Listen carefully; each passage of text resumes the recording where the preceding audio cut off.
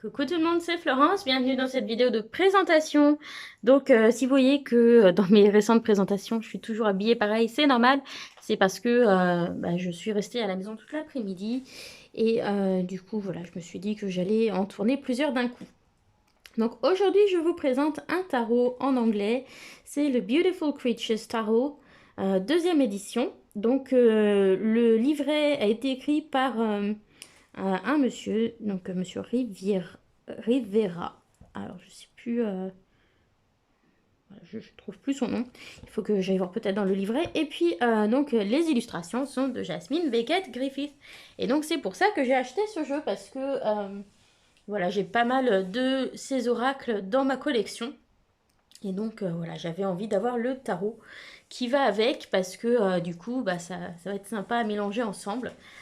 Donc voilà, voilà. Donc on a une boîte, très grande boîte en fait. Je m'attendais pas à ce que la boîte soit si haute. Pour vous montrer, je vais comparer avec un jeu de chez Arcana Sacra. Parce que déjà leurs grandes boîtes, elles sont grandes. Mais là, vous allez voir, c'est encore plus grand.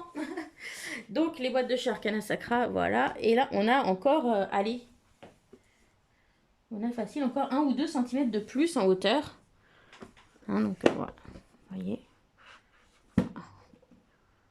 Voilà, donc elles sont vraiment, c'est une boîte qui est vraiment haute. Par contre, du coup, elle est moins épaisse. Voilà. Et c'est vraiment un grand, grand coffret, du coup. Je m'attendais pas vraiment à ce que le coffret soit si grand. Alors, on va regarder tout ça. Donc, on a un petit ruban ici, parce que c'est un clapet magnétique. Voilà, donc, lui, hein, voilà, je ne saurais pas son nom, parce que c'est marqué JR partout. Donc, voilà. Et Jasmine Beckett Griffith. Donc voilà, on a celui qui écrit le livret et l'illustratrice en photo. Le dos, pardon. Le dos, donc voilà, on vous dit que c'est une version qui a été revisitée, puisqu'il y a des cartes qui ont été changées.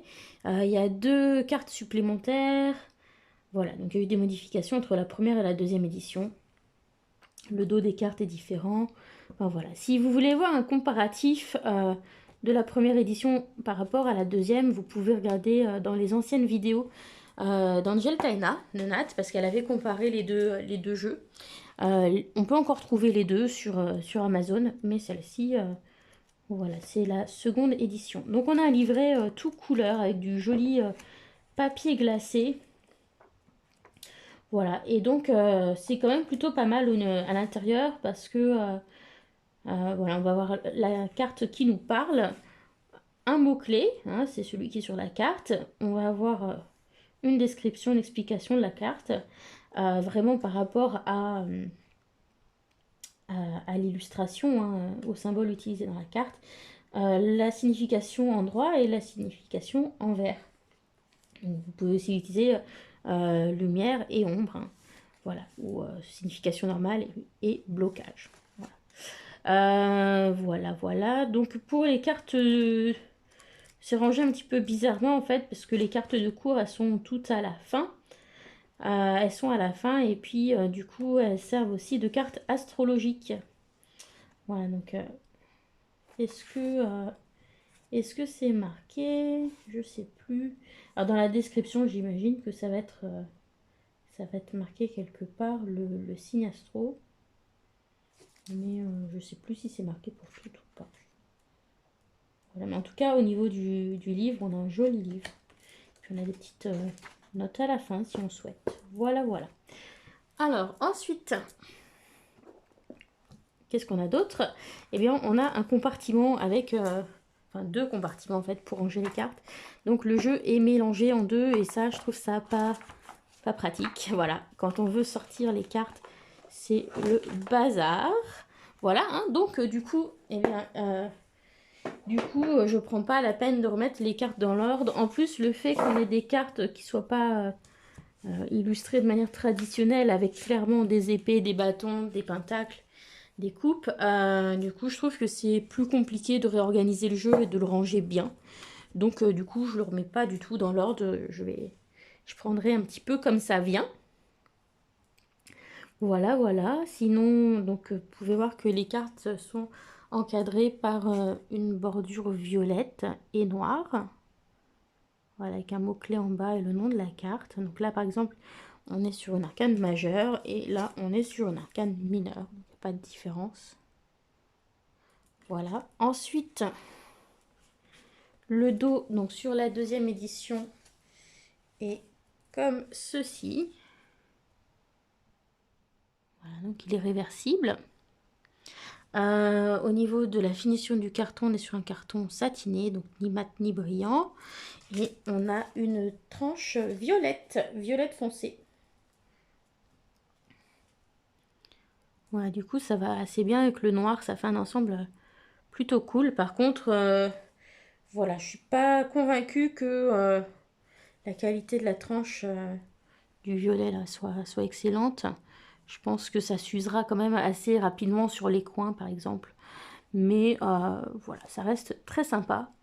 Et voilà, c'est un jeu qui me faisait vraiment envie. Donc, je vous propose qu'on le découvre. Alors, je vais hop, zoomer pour qu'on puisse voir un petit peu mieux les cartes. Voilà. Voilà, voilà. Alors, on a le monde, donc, voilà, accomplissement. Alors, celle-ci, elle a été renommée, donc c'est la carte du diable, qui s'appelle ici l'habitude et donc la dépendance. Voilà, je la trouve bien, bien sombre comme il faut. Celle-ci, elle fait bien peur. J'aime vraiment bien. Alors, 4-2 bâton, l'unité. Donc voilà, le mot-clé, c'est pas forcément toujours ce que j'aurais associé à la carte comme ça, mais du coup, voilà, ça m'intrigue un peu quand je tombe sur quelque chose qui correspond pas à mon mot-clé à moi. Et donc, voilà, du coup, j'aime bien aller voir un petit peu quand même la vision des auteurs dans le livre. Alors, page d'épée, inspection. Page de coupe, donc inventivité. Roi des épées, logique. Donc on a du coup que des personnages féminins dans ce jeu, hein, donc c'est pas un jeu équilibré entre masculin et féminin, si c'est important pour vous. Donc vous voyez là on est dans alors sur les pages on n'a pas les signes astro. Il me semble que c'est juste sur cavalier, dame, roi.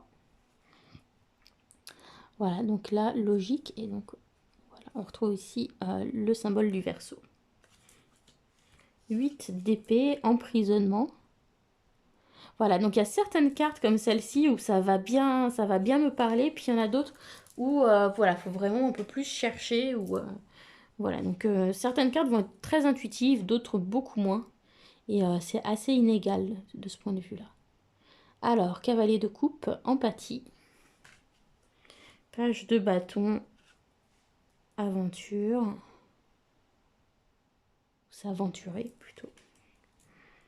3 de pentacle, donc la maîtrise.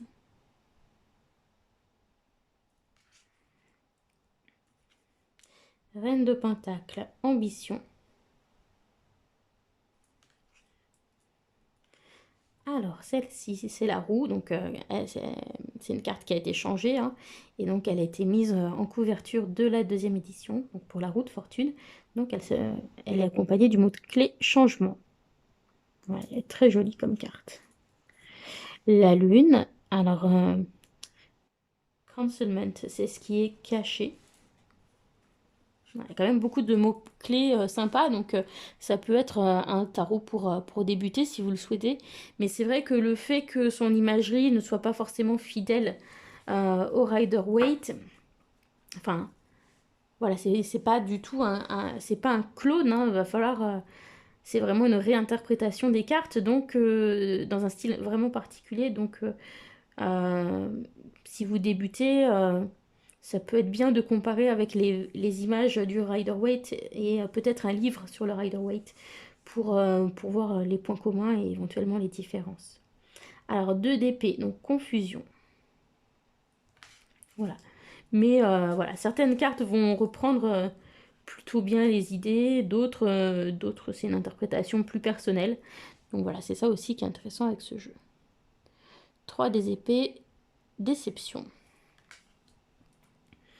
Alors, les mots-clés, ça peut être bien quand on débute, mais ça enferme aussi un petit peu. Donc après, je sais que certains aiment, d'autres pas. Alors, 4 des épées repos.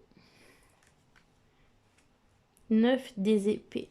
9 de bâton, pardon. Endurance. L'impératrice. Créativité. Elles sont vraiment belles, hein, ces cartes. Le hiérophante, donc la morale. Les amoureux. Ultimatum.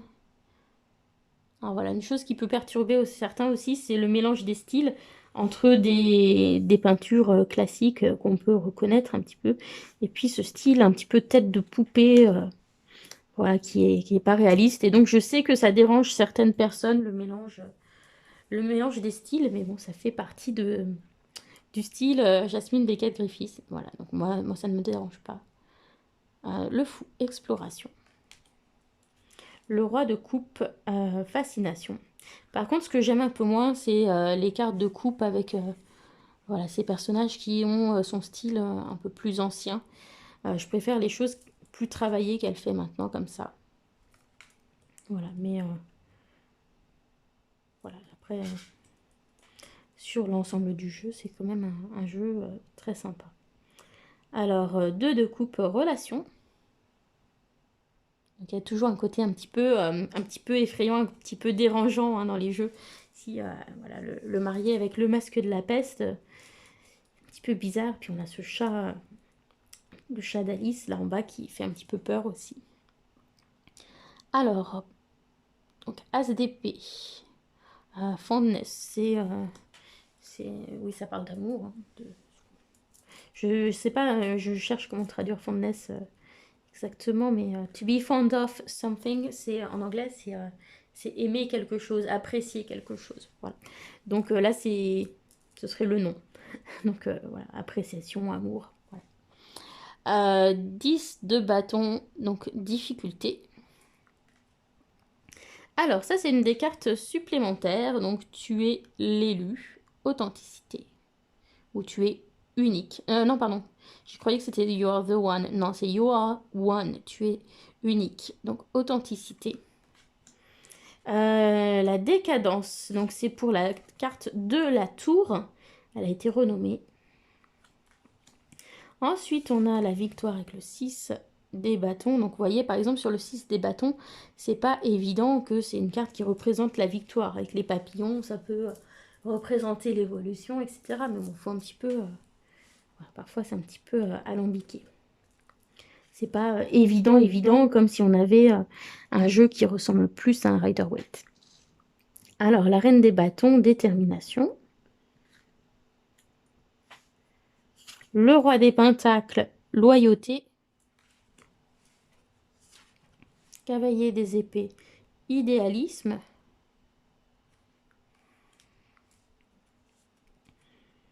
Alors, The Hanging One, donc ça va être le pendu, hein. Perception.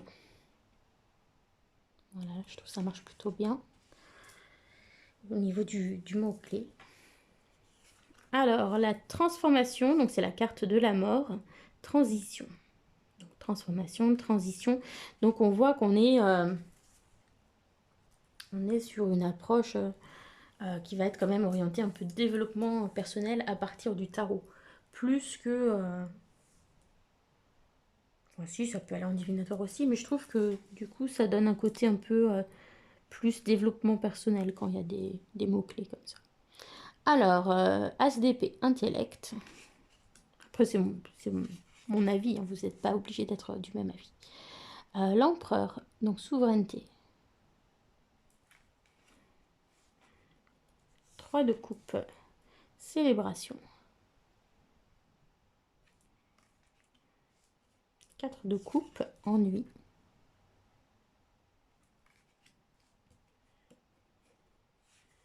5 de coupe, regret. 6 de coupe, souvenir. 8 de coupe, la quête. 7 de pentacle, progression. Donc on retrouve certains de ces thèmes chouchous, hein, si vous avez l'oracle d'Alice au Pays des Merveilles, par exemple Alice in the Wonderland, qui est uniquement en anglais, voilà, vous reconnaîtrez voilà, son style. 8 de Pentacle, donc la pratique.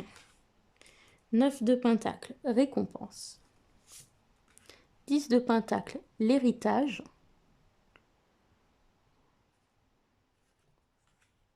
5 de Pentacle, pauvreté. 6 de Pentacle, générosité. 10 de coupe, contentement. Cavalier de bâton, désir. Alors là, on est sur une autre carte supplémentaire, donc le paranormal avec la curiosité. As de Pentacle, abondance. 2 de Pentacle, flexibilité. 3 des épées, pardon, c'est mélangé. Anxiété. Pardon, c'est le 9 des épées. Décidément, 9 des épées, anxiété. 10 des épées, finalité. Donc on arrive au terme, à la fin. La grande prêtresse, donc sagesse intérieure. Le chariot, donc avancement, mouvement. La justice, égalité. L'ermite, introspection. Elle est super belle celle-ci. 8 de bâton, message. Reine de coupe, intuition. Cavalier de bâton, leadership. Cavalier de pentacle, servitude. 6 des épées, détachement. 7 des épées, tricherie, trahison. 5 des épées, défaite. 9 de coupe, satisfaction. Alors là, on retrouve quand même un petit peu l'ivresse du 9 de coupe. Le magicien, donc voilà, capacité personnelle, hein, on va dire. 7 de bâton, bravoure. 4 de pentacle, l'avarice. Page de pentacle, fiabilité. L'étoile, espoir. Le 5 de bâton, la rivalité. 7 de coupe, désillusion. Le jugement, opportunité. Reine des épées, justesse. Le soleil, clarté. 3 de bâton, patience. La tempérance, modération. Si, je la trouve assez sympa. La force avec le mot-clé fortitude. L'as de bâton, énergie. Et on termine avec le 2 des bâtons pour les décisions. Voilà, donc malgré que ça ne suive pas tout à fait l'imagerie traditionnelle, je trouve qu'avec les mots-clés, ça reste quand même un jeu du coup facile à utiliser. Parce que ça va quand même nous guider sur la signification de la carte. Et si vous utilisez déjà le tarot, là, avec les mots-clés en plus, voilà, vous serez pas perdu. Par contre, si c'est votre tout premier oracle, votre tout premier tarot plutôt, voilà, vous pourrez très bien l'utiliser, mais vous risquez du coup plus de l'utiliser comme un oracle que véritablement comme un tarot. Voilà. Alors, je vous propose qu'on tire quelques cartes pour faire une interview de ce jeu et qu'il se présente. Donc, c'est un jeu qui est assez épais, donc du coup, voilà, je le bats un peu comme ça. Enfin, en ce moment, j'ai pris l'habitude de changer de sens pour battre les cartes. Hop là, reine de coupe, empathie. Mais, voilà, ça marche aussi dans ce sens-là. Mais c'est vrai que ça fait un jeu quand même assez épais, hein, avec le carton qui est utilisé et la dorure. Donc voilà, selon votre méthode pour mélanger les cartes, Voilà, il faudra peut-être vous adapter. Si vous faites façon poker, je suis pas sûre que ce soit évident.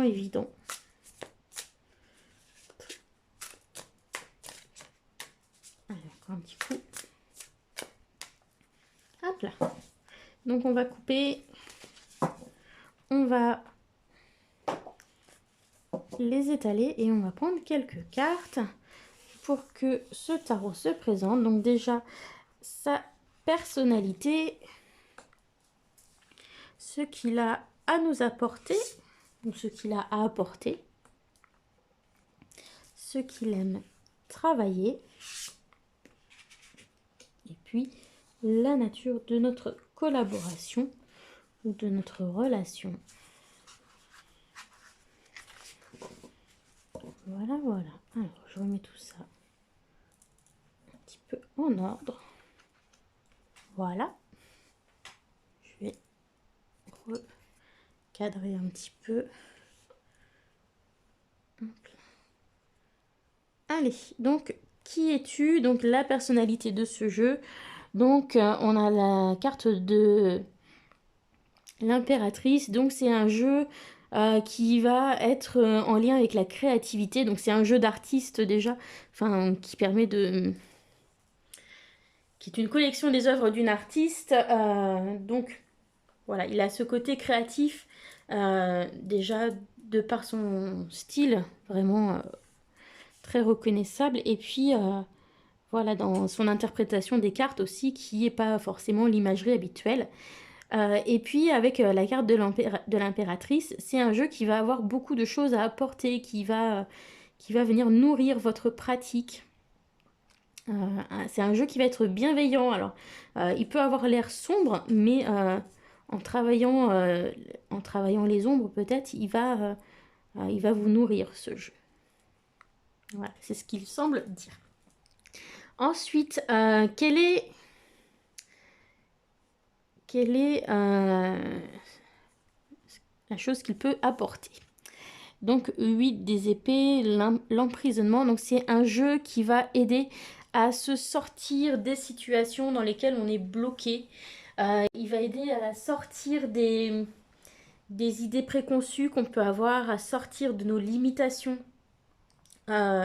sortir de nos blocages, voilà, de nos idées limitantes. Ensuite, sur quoi est-ce qu'il aime travailler? Il aime travailler sur les choses qui sont cachées, sur les ombres. Hein, je vous ai dit, c'est un jeu de shadow work. Donc là, on nous le dit. Hein. Et puis, la nature de notre relation de couple, eh bien, ça annonce une belle relation du coup avec ce jeu. Une relation sincère et profonde. Voilà, donc j'espère que vous avez apprécié. Je vais pas lire le livre en détail. Je vais juste vous mettre, par exemple, sur la carte de l'impératrice. Vous pourrez faire un petit aperçu. Voilà, une petite pause si vous voulez regarder de plus près pour voir la difficulté du texte. Voilà, parce que ce serait peut-être trop long à traduire. Donc voilà, je vous laisse vous faire votre propre opinion par rapport à la difficulté de la langue. Mais voilà, pour moi, c'est de l'anglais standard. Voilà. Eh bien, j'espère que vous avez aimé cette présentation. Je vous souhaite une belle journée et je vous dis à très bientôt. Bisous à tous. Bye.